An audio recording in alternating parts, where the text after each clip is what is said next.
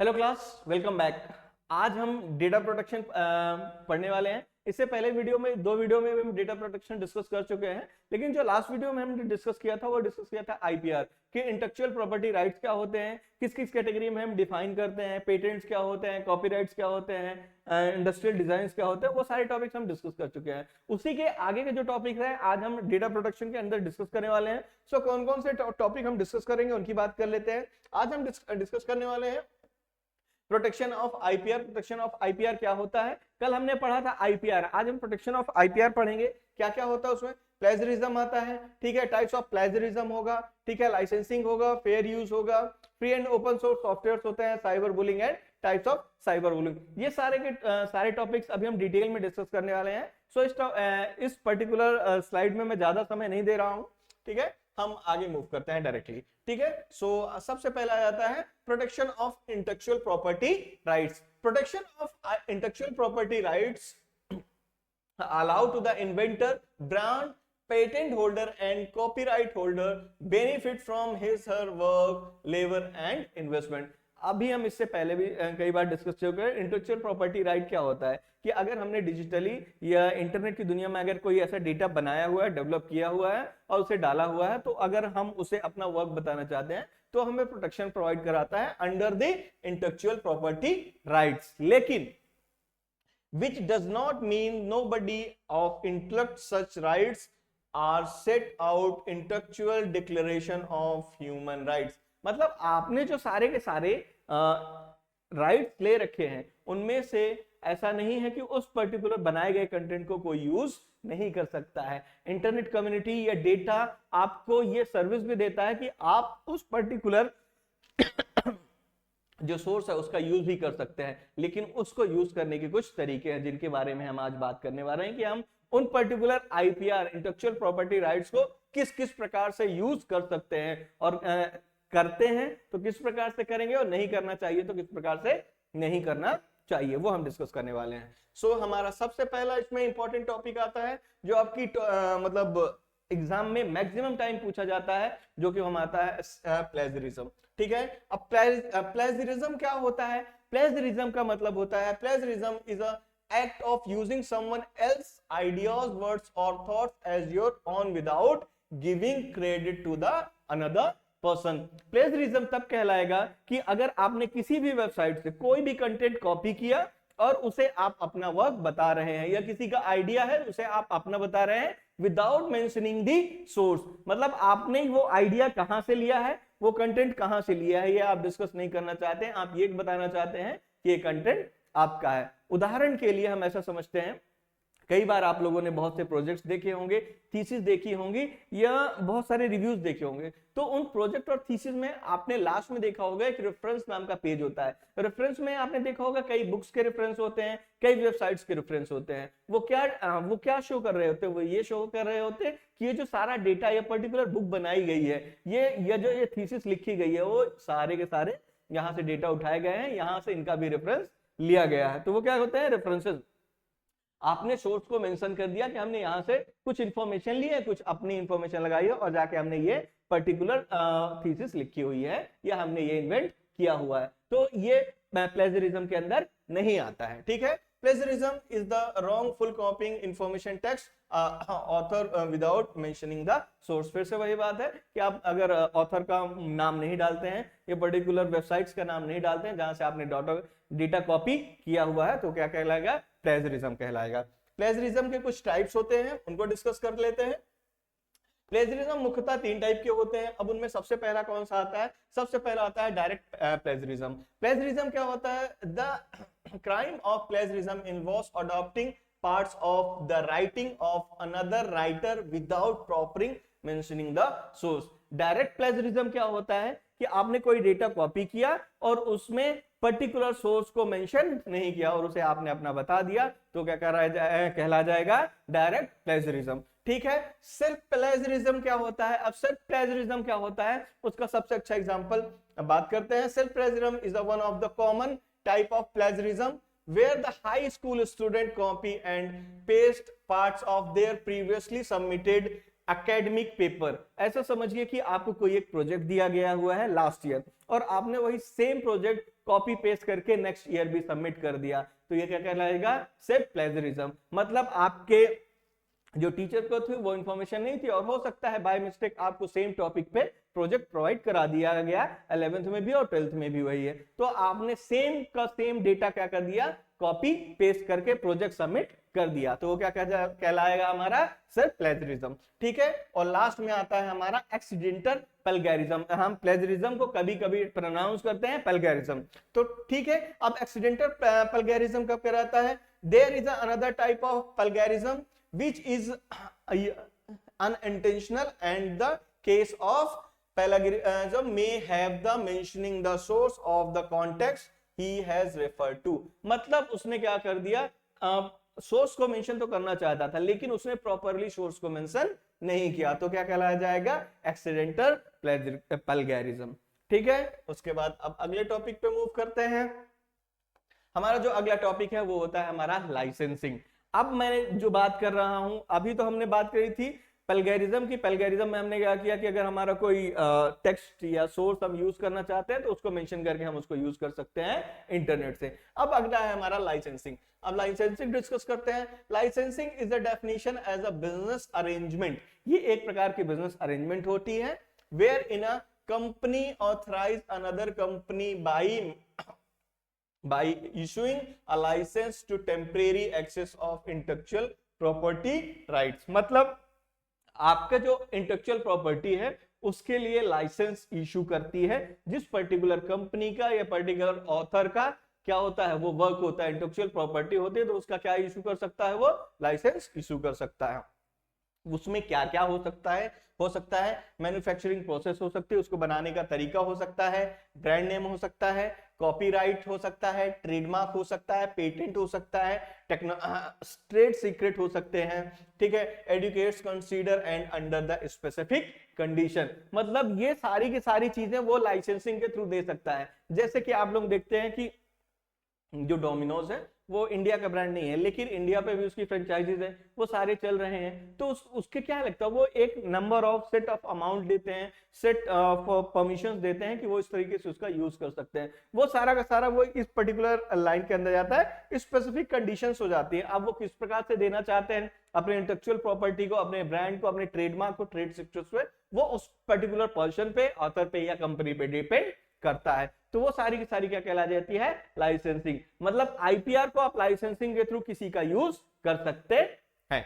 ठीक है, उसके बाद अगला टॉपिक है हमारा फेयर यूज। अब फेयर यूज क्या होता है? फेयर यूज के अंदर क्या होता है कि अब हमने प्लेगैरिज्म क्या बात करी कि अगर हम सोर्स मेंशन करेंगे कंटेंट यूज कर सकते हैं, लाइसेंस लेके यूज कर सकते हैं, लेकिन एक अनदर वे है जिसमें हम मेंशन नहीं करना चाहते, बताना नहीं चाहते, तो भी हम उस पर्टिकुलर आईपीआर को यूज कर सकते हैं इन सम केसेस। ठीक है, fair use a provision of the copyright law that allow use the copyrighted words of other under certain circumstances. उसके लिए कुछ कंडीशंस होनी चाहिए तभी यूज कर सकते हैं, हमेशा आप उसको यूज नहीं कर सकते। Fair use right that you have use other copyrighted work with the permission. Without permission, it is a set of guidelines that allow you to make a judgment call on about their decision on use other copyrighted work।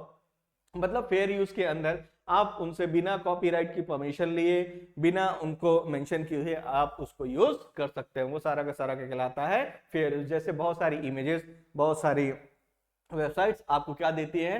Internet पे free access देती है, वो सारा का सारा किसके अंदर आ जाता है? फेयर यूज के अंदर आता है। ठीक है, अगला हमारा टॉपिक है free and open source software, जो कि आपके सिलेबस का पार्ट है। अब हमारा डेटा प्रोटेक्शन खत्म हो गया। ठीक है, अब हम बात करते हैं free and open source software. अब free and open source software कौन से होते हैं? Free and open source software वो सारे सॉफ्टवेयर होते हैं जो मार्केट में फ्री में अवेलेबल होते हैं। Free and open source software that are both free available for use and distributed with its source code openly accessible. Here are the breakdowns of its core aspects। ठीक है, तो free and open source software वो सारे software होते हैं जो market में free में अवेलेबल है, एज वेल एज उनका सोर्स कोड, मतलब जिस कोड के माध्यम से वो पर्टिकुलर सॉफ्टवेयर बने हुए हैं उनका कोड भी मार्केट में अवेलेबल है और आप उन्हें कुछ डेवलप कर सकते हो और अपने हिसाब से चेंज कर सकते हो। वो सारा का सारा क्या कहलाता है, आपका free and open source software. अब उनके कुछ कोर एस्पेक्ट्स हैं, उनके बारे में बात कर लेते हैं। Freedom to use, users are free to use the software from any purpose without paying a fee, along some with project concept, donation and support development. अब फ्री टू यूज का मतलब होता है जैसा कि उसका सोर्स कोड अवेलेबल है, source code को आप डाउनलोड कर सकते हैं, अपने हिसाब से उस पर्टिकुलर प्रोजेक्ट में चेंज कर सकते हैं विदाउट पेइंग एनी फी। मतलब आप जैसे जो फ्री सोर्स सॉफ्टवेयर अवेलेबल है उनको डाउनलोड करिए, उनका सोर्स कोड डाउनलोड करिए, उसे आपको अपने हिसाब से, अगर आप प्रोग्रामर है चेंज करना है तो चेंज कर सकते हैं, आपको उसके लिए कोई भी फी पे नहीं करनी पड़ेगी। ठीक है, नेक्स्ट स्लाइड पे मूव करते हैं। सॉरी, ठीक है, अगला होता है ओपन सोर्स कोड। ठीक है, हमें डिस्कस करते हैं open source. The blueprint of the software is made available, सभी के लिए उसका जो सोर्स कोड होता है उसका ब्लूप्रिंट होता है, क्या होता है, अवेलेबल होता है, सब कोई उसे एक्सेस कर सकता है। परचेज सॉफ्टवेयर के सब कोई नहीं कर सकता है। This enables users to inspect, modify and enhance the code, मतलब आप अपने हिसाब से कुछ उसमें इनहेंस कर सकते हो, कोड को चेंज कर सकते हो और उसे और अच्छा बना सकते हो। Forecasting a culture of collaboration and transparency, इससे क्या होती है, ट्रांसपेरेंसी बढ़ती है, कितनी सिक्योरिटी है, अगर कोई प्रोग्राम वो ये भी चेक कर सकता है और अगर उस पर्टिकुलर प्रोडक्ट को कोई और सिक्योर बना सकता है तो उसे और सिक्योर कर सकता है। ठीक है, उसके बाद लास्ट है हमारा example of free and open source software. बहुत सारे सॉफ्टवेयर अभी करंट मार्केट में अवेलेबल है जिन्हें हमने डिस्कस किया है। ठीक है, उनमें कौन कौन सा होता है, लिनक्स जो आपका एक सॉफ्टवेयर है ऑपरेटिंग सिस्टम, वो फ्री सोर्स सॉफ्टवेयर होता है जो मार्केट में फ्री में अवेलेबल है। फायरफॉक्स वेब ब्राउजर आप लोग सभी यूज करते हैं, वो भी एक प्रकार का कैसा है, free and open source software है, आप उसका भी कोड ओपन करके चेंज कर सकते हैं और फ्री में डाउनलोड कर सकते हैं। वीएलसी मीडिया प्लेयर आप सभी लोगों ने डाउनलोड किया होगा, वो भी एक प्रकार का क्या होता है, फ्री एंड ओपन सोर्स। और लिबरल ऑफिस, एमएस ऑफिस की तरह एक और सॉफ्टवेयर आता है।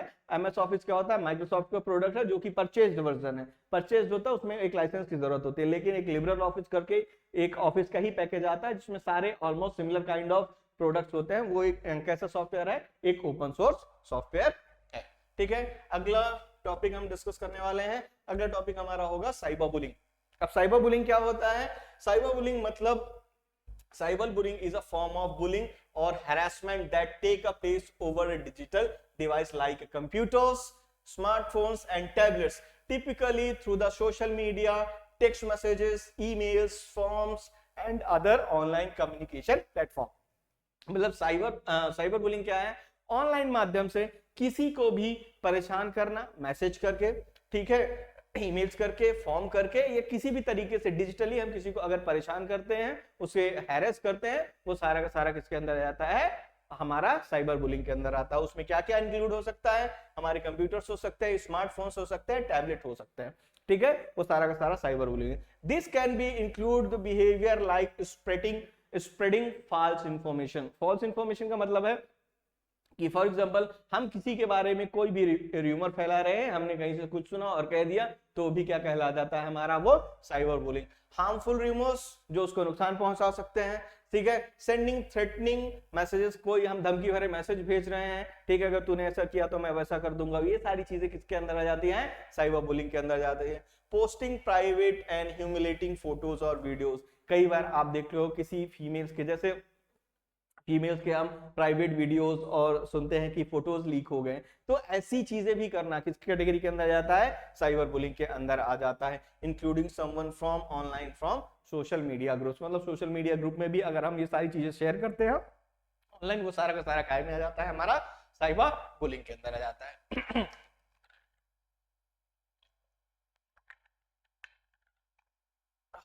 ठीक है, अब आगे डिस्कस करते हैं साइबर बुलिंग के टाइप्स क्या क्या हो सकते हैं। सॉरी, ये फिशिंग है।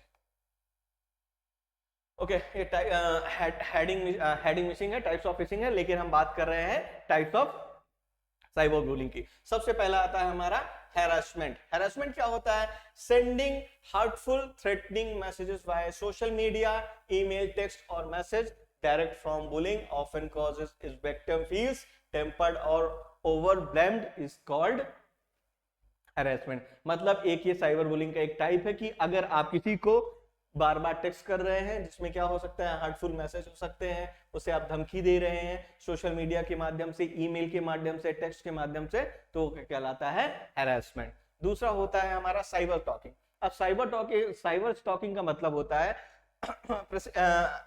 ट्रैकिंग, हैरेसमेंट और intimidating someone with the threat on. Cyber talking may include monitoring someone online activity using GPS, track their location। कई बार क्या होता है, कोई हमें ट्रैक कर रहा होता है, हमारे डिवाइस की इंफॉर्मेशन लेके उसको लाइव लोकेशन ट्रैक्स पे लगा देता है, हम उसे ट्रैक कर रहे हैं ऑनलाइन, उसे बार बार देख रहे हैं कहाँ, तो वो क्या किसके अंदर आ जाता है, साइबर स्टॉकिंग के अंदर आ जाता है कि हम उसे क्या कर रहे हैं, ट्रैक कर रहे हैं और देख रहे हैं, हम उसे इंटिमिडेट कर रहे हैं, बार बार उसे क्या कर रहे हैं, परेशान कर रहे हैं। और लास्ट टॉपिक है हमारा आज का मीम शेमिंग। अब मीम शेमिंग क्या होता है, आज का जो करंट सिनेरियो है जो हम यूज करते हैं सोशल मीडिया, सबसे ज्यादा क्या देखते हैं, मीम्स। मीम्स में क्या होता है, कोई इंफॉर्मेशन होती है, किसी को मजाक उड़ाया जाता है या किसी की तारीफ की जाती है, तो मीम शेमिंग क्या होता है, यूजिंग मीम और edited photos of mock include someone. किसी का मजाक उड़ाया जाता है, किसी की बॉडी को लेकर, किसी के फैक्ट एंड फिगर्स को लेकर, तो वो सारी चीजें किस में आ जाती है, मीम शेमिंग में आ जाती है। This type of cyber bullying often goes viral, unsatisfying and embarrassment और सेम द विक्टिम फील्स। कई बार कई ऐसे वीडियोस, कई ऐसे क्वेश्चंस बन जाते हैं, कई बार ऐसे सेंटेंस निकल जाते हैं जिसका क्या बनाया जाता है, मजाक सोशल मीडिया पे, तो सारा का सारा किसके अंदर आ जाता है, साइबर बुलिंग, और जिसकी एक कैटेगरी होती है वो क्या हो जाती है, हमारी मीम शेमिंग। सो उम्मीद करता हूं आपको ये सारे टॉपिक्स मैं क्लियर कर पाया होऊंगा, और उसके बाद जो अगले टॉपिक होंगे उसके बारे में हम डिस्कस करेंगे, ठीक है। सो अगर ये टॉपिक्स आपको समझ में आए हैं प्रॉपरली तो please like the video, share the video, and अगर कोई इश्यू है comment on video. Thank you.